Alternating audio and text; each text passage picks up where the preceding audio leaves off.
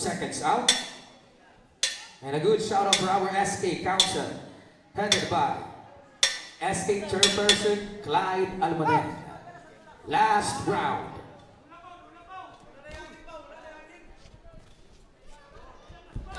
This will be a deciding round for these fighters. Fuentes with having that first round and Alcano having to be very different in the second round. So it's going to be a very close fight for the both of them. Malapit yung labanan nilang dalawa.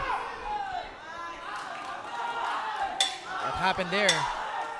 Nabilangan yata dito si Fuentes. Alcano is going to have the upper hand when it comes to this round.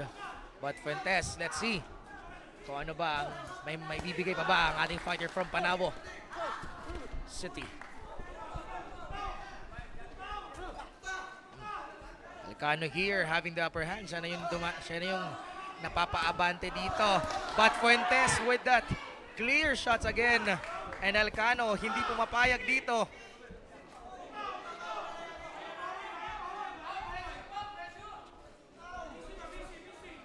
Fuentes dito mapapadala ba sa pressure na binibigay ni Alcano from Sikat Kaapopong?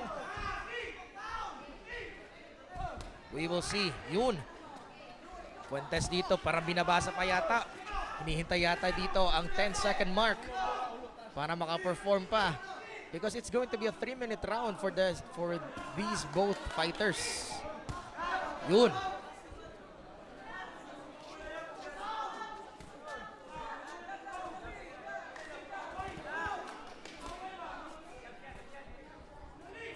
Alcano dito having a very good offensive mark to Fuentes kasi napapaatras dito si Fuentes eh. Kanina that's a clear shot from Fuentes, from Alcano to Fuentes. Fuentes dito showing exhaustion from this fight. But let's see, baka iniipon niya lang for a very explosive end for this fighter. Fuentes losing that explosiveness again from the first round.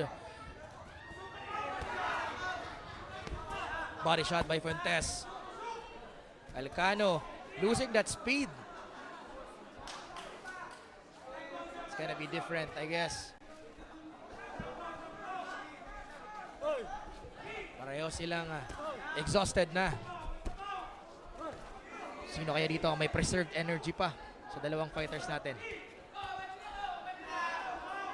It's going to be a slow dance. 10 seconds. 10 seconds remaining. Sasayaw ba? Ibibigay ba? Babawi ba? Fuentes dito. Pinasok Alcano. May respond. Counter again by Alcano. Fuentes tumapon but It's going to be the end of the round of Fuentes and Alcano what a good fight between the both fighters.